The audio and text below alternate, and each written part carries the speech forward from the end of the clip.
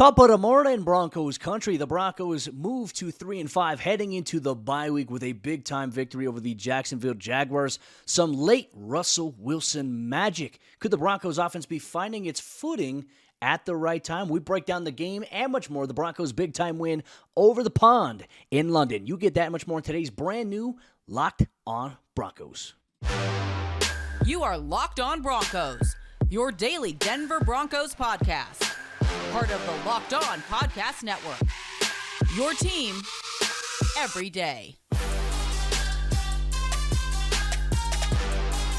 What's up, Broncos country? Welcome into a brand new episode, Locked On Broncos, your daily Denver Broncos podcast, part of the Locked On Podcast Network, your team every day. Thank you so much to everybody in Broncos country for tuning in and making Locked On Broncos your first listen of the day, every single day, free and available everywhere you get your podcasts in audio format, or whether you watch us on YouTube. Do us a favor, hit that subscribe or that follow button down below so you never miss out on a day's worth of Denver Broncos news, content, coverage, and more. Win, lose, or draw, we have you covered from the south stands to the end zone. I'm your host, as always, Cody Roark, Broncos reporter for Mile High Sports, joined alongside, as always, by my co-host, Sayre Bedinger, site expert, predominantly orange.com. Sayre, it was an early Sunday morning game as the Broncos played at Wembley Stadium in front of a jam-packed 86,000 crowd of football fans, setting a record for the NFL International Series.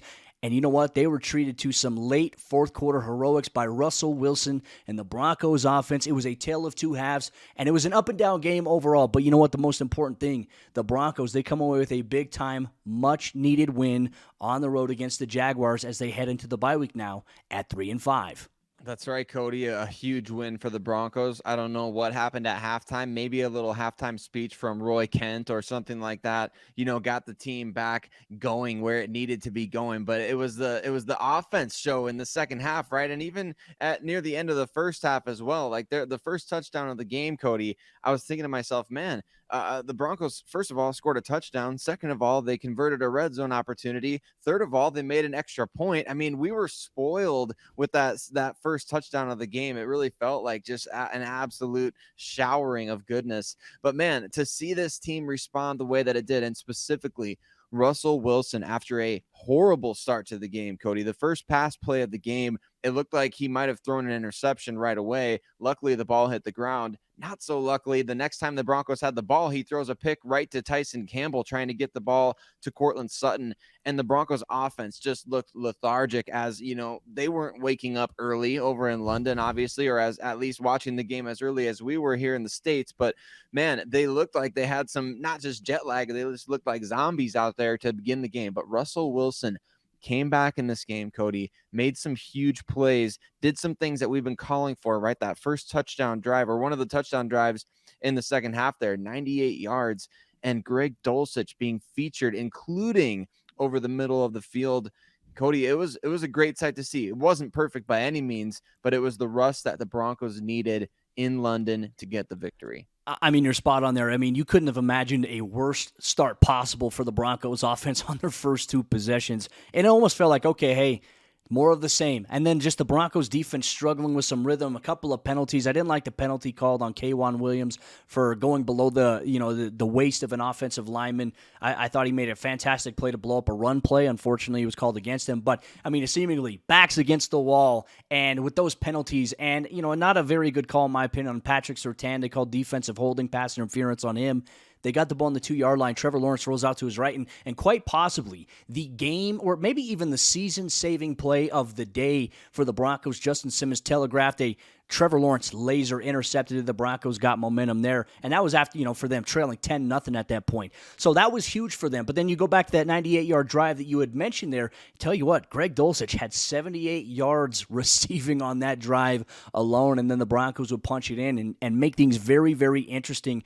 But once again, Sarah, I think the theme for this Broncos offense has just been consistency, right? And there were times in this game where the offense is getting things going, and specifically on that 98-yard drive that they had there, that led to a touchdown with plays involving Jerry Jeudy, KJ Hamler, Greg Dulcich. You love to see it. But then there were spurts a little bit in the fourth quarter, right? 3 straight possessions, 3 and out, punting the football away. So the theme was, okay, the Broncos' old third quarter offense made a late arrival in the fourth quarter. But you know what? that didn't matter as Russell Wilson orchestrated that drive, including the 49-yard bomb down the right sideline to KJ Hamler, and all of a sudden, the Broncos had life. You know what they did 2 plays later? An end-around play to KJ Hamler. So you know what? What trade rumors? All this talk that the Broncos have been having, people have been talking about Jerry Jeudy, KJ Hamler, they could be traded.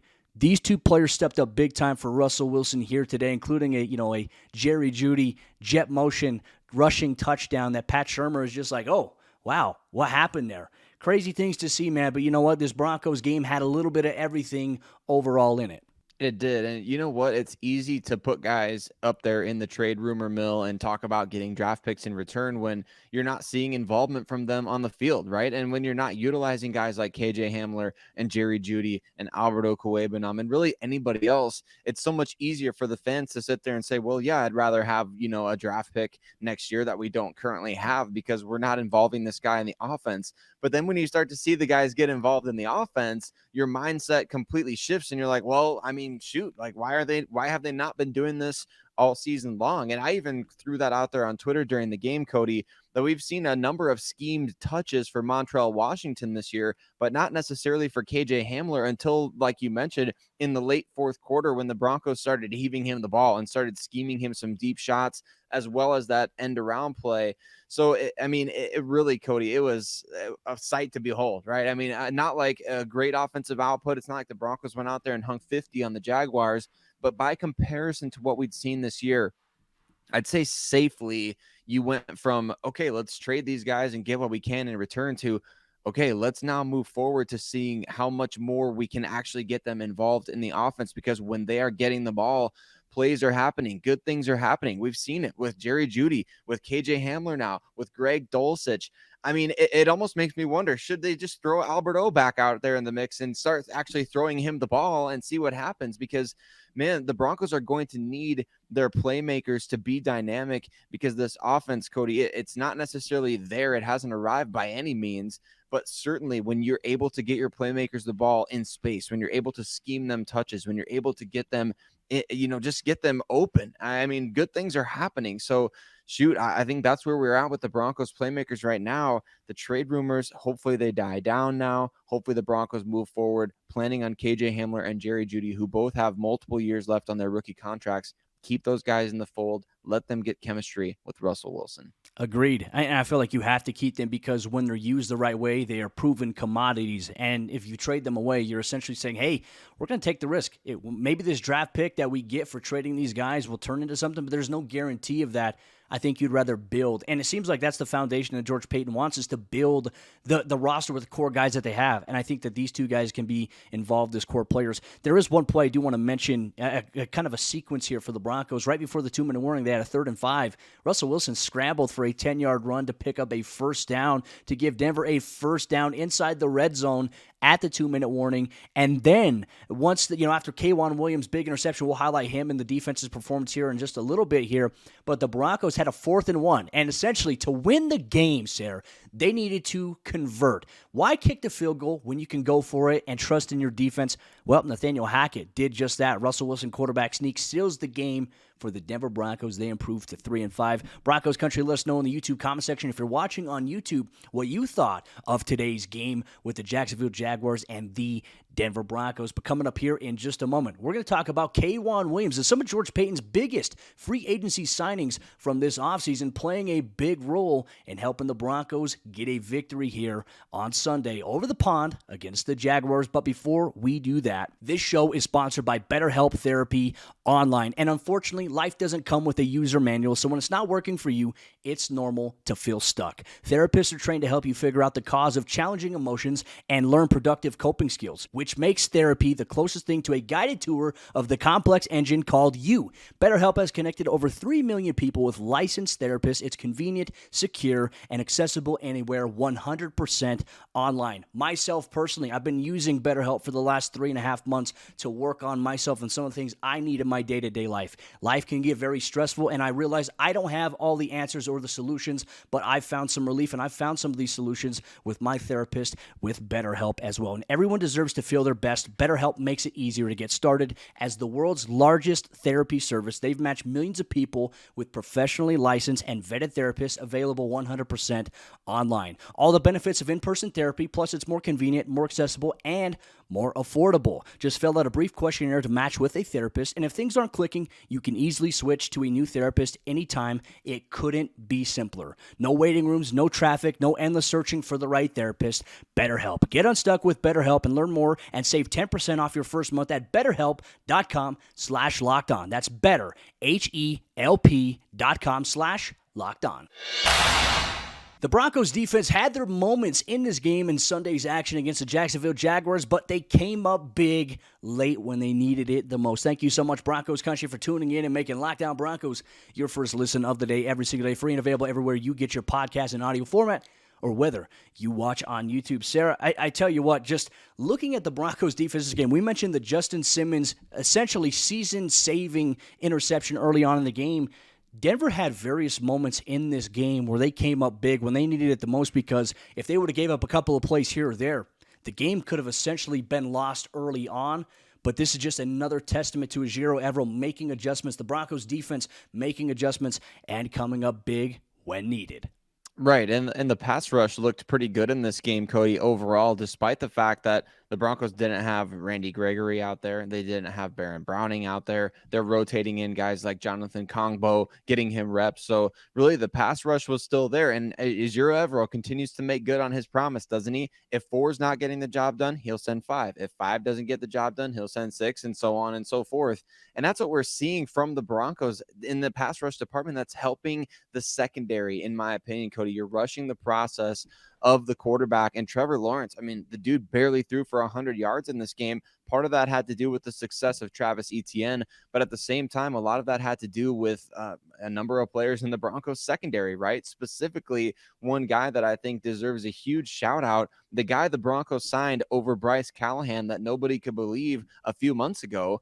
K'Waun Williams having an incredible game and doing it essentially one-handed, but not necessarily at the same time. The box score shows him at the very bottom, Cody, just 1 tackle in this game, but man, 2 passes defensed, including at the very end of the game, an interception that sealed the deal, and a great play, no question about it. Well, I think that's the thing too, right? Because a guy like K'Waun was, and I know you and I were like, man, the Chargers signed Bryce Callahan for that price. How come Denver couldn't do it?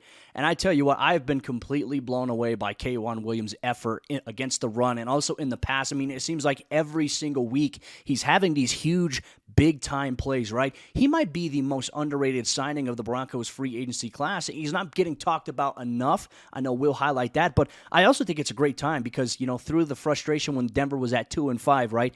You and I saw a lot of comments here on YouTube. We had a lot of tweets on Twitter, comments on the podcast about George Paton. People are like, the Broncos need to fire George Paton. But I want to pinpoint here, I understand the frustration when Denver was at 2-5, and certainly there's still a lot of things that they must address and be better at going forward. And George Paton himself has acknowledged this and said it starts with me. I don't think that people are giving him enough credit. Everyone's like, he had the drafts, okay, but what else has he done?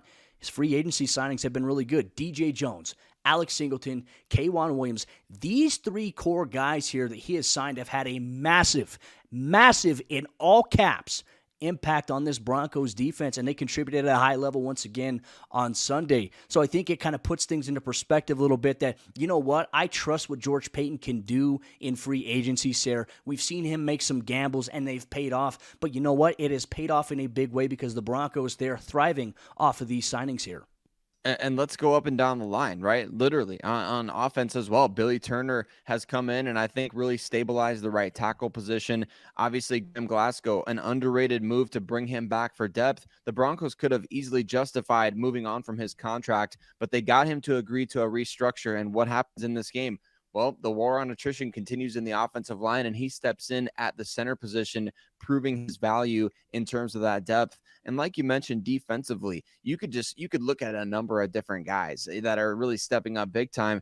But it's not just the free agent signings in this game, Cody. The draft picks as well. Nick Bonito with a strip sack. Obviously, we already talked about Greg Dulcich, his huge involvement on that third quarter touchdown drive.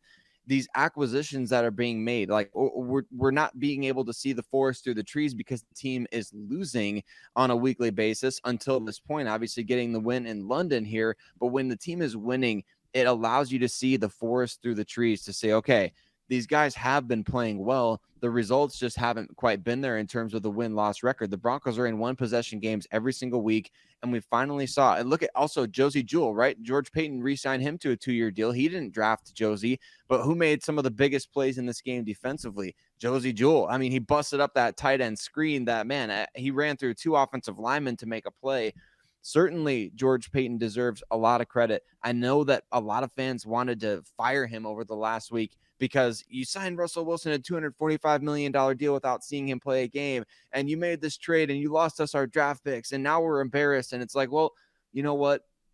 I think George Paton makes a lot of really good moves, to be honest with you. And we're seeing that come to fruition here in this particular game. Of course, we want to see more victories. Of course, we're not flexing as though the Broncos are 8-0 instead of 3-5 at this point. But at the same time, Cody, you have to, as a fan and as a viewer of the game, be able to see the forest through the trees, that these free agent signings are working out. Now the results, we'll see if they can continue to come. But for now, this is a huge step forward for the Broncos and the players that Paton has brought in. And you and I have said it consistently all throughout this season.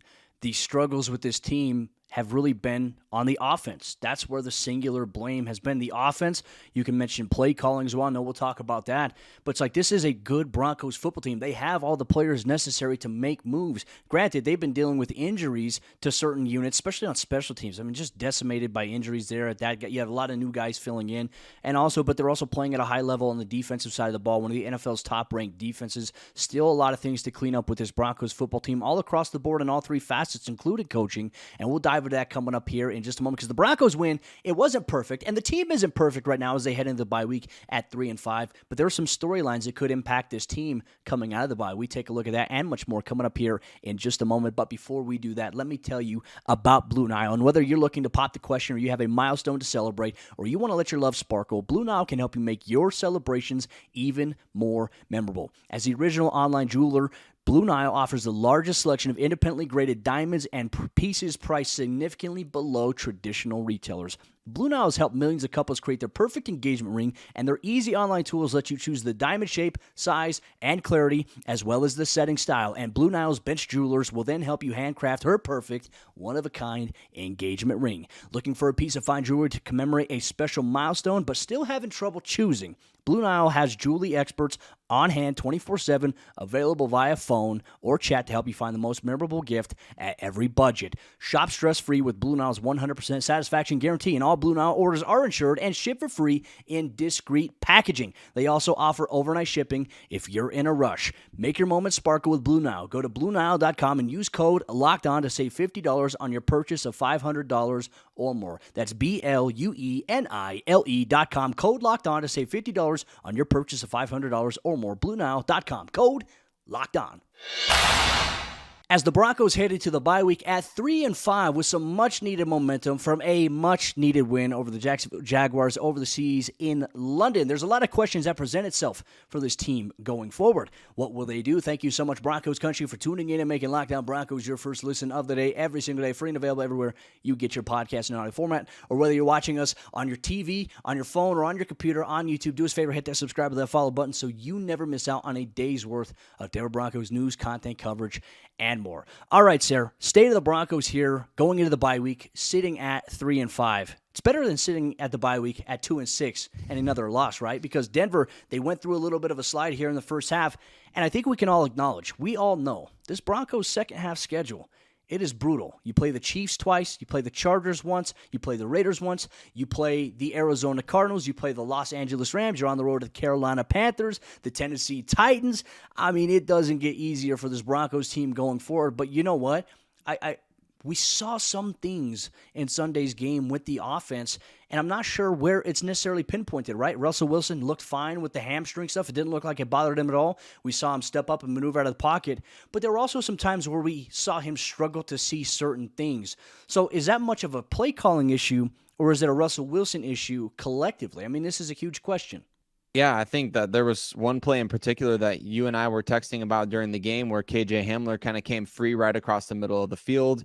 And this was when the Broncos had just had that 98-yard touchdown, and everybody's thinking, okay, well, maybe the offense is going to be, figuring things out. And then all of a sudden you start to see these same bad habits creep up, and Russ kind of missing some of these open receivers. And so hopefully he gets, a chance to be asked about this at some point, because you got to think when he's going back to the sideline, he's looking at the Microsoft Surface, he's seeing the same thing that we're all seeing on TV. He's seeing Greg Dulcich wide open over the middle of the field against the Chargers. He's seeing KJ Hamler run wide open across the middle of the field against the Jaguars. So he's got to be seeing those things. But Cody, to your point about the fact that the Broncos are facing this gauntlet here out of the bye week, I can't help but think, optimism aside, I know that I'm always known for being eternally optimistic, but this has nothing to do with optimism. I think it's in the Broncos' best interest to have this gauntlet in the second half, right? It's going to either prove, hey, we can be an actual playoff caliber team, or it's going to sink the ship, right? It's going to give them an opportunity to go out and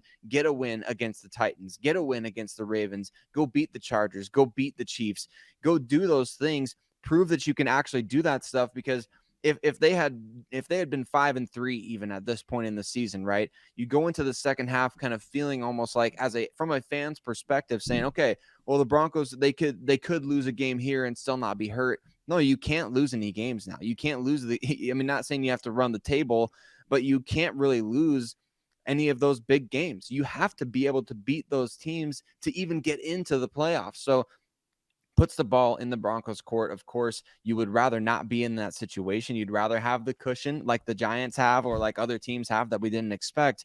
But the Broncos don't have the luxury of a cushion. They have to go out there and they have to take wins from those teams on the road. You got to go on the road to play the Titans, got to go on the road to play the Ravens, got to go to Kansas City. So it's not going to be easy, but I think that's a good thing for the Broncos, right? If the ship is going to go down, Cody, it might as well go down being as hard as it could possibly be, instead of the Broncos having an easy second half of the schedule and really just kind of wetting the bed. So I'd much rather them be in this position where they have to go up against these good teams and actually take wins and actually, prove themselves down the stretch this season. I think that's a very fair point. And there was some other things as well, right? Because heading into the bye week, will Nathaniel Hackett relinquish play calling? And I know there were various moments. I saw it on the timeline. People were saying, is Clint Kubiak calling plays right now? I'm not sure. I don't think that he was. But I imagine Denver could test this out, right? Or, decide if they stay the course. This is like that weird territory, right? Because you win a game, do you stay the course with the same approach, right? Because we all know it was going to be status quo going into the week, according to what Nathaniel Hackett said early on in preparation for this game. Or do you make this change now because you have the bye week? You essentially have a week and a half, 2 weeks to really try to get your rhythm and your new foundation kind of set. And who knows, maybe the flow is going to be a lot better with Clint Kubiak. I'm not sure. I'm not sure if that's going to make a difference. But, we saw some good things from the Broncos offense. Can they build off of it? That's the $245 million question that everybody is wondering here. And also, it's kind of hard to find rhythm when your offensive line is banged up. Lloyd Cushenberry left the game on Sunday with a hip injury and did not return. As you mentioned, Graham Glasgow coming in and stepping in at center. Seemed like the Broncos offense started doing a little bit better, moving the ball a little bit more consistently, having a little bit more success running the ball with Glasgow at the center position. Do they keep this up going forward? Would you go with Graham Glasgow at the center position? Because Lloyd Cushenberry simply has underperformed and has struggled. Might as well see what you have here and maybe preserve a little bit of what you have. I would, Cody. I'd give him the starter reps, and I think that what you just mentioned proves kind of exactly why they should do that. The Broncos offense was better, I think, with Glasgow in there. And yeah, it's a small sample size, but at the same time, you can't be giving up pressure up the middle on third down when Russell Wilson needs to be able to make a throw, or he needs to be able to have some time to make a decision. You can't have that. We saw that too many times. We've seen it too many times with Lloyd Cushenberry, frankly, out there at the center position. Too many miscommunications. We saw another one of those in this game where Arden Key just absolutely blast up the middle of the field. He beat Dalton Reisner, but you can't help but think that's kind of on both of those interior guys there to be able to recognize where a guy's going to be going.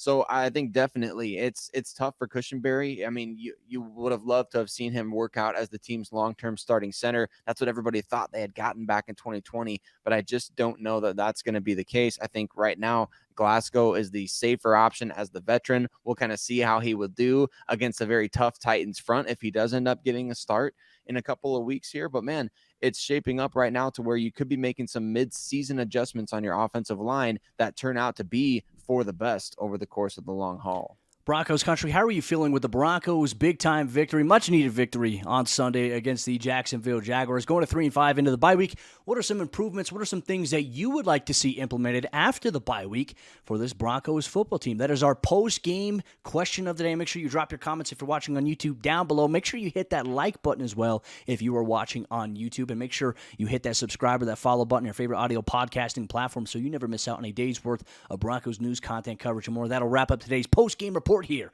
of Locked On Broncos. Something you have to look forward to here this week. Sayre and I, we're going to be talking about, does the Broncos win change into the optics as it pertains to trade rumors with Bradley Chubb, Jerry Jeudy, KJ Hamler? That is a special bonus episode that drops on Monday on your favorite audio podcasting platforms and on YouTube. Plus, we have you covered with the NFL trade deadline as well. If the Broncos make a move, you'll hear about it here on the Locked On Broncos podcast.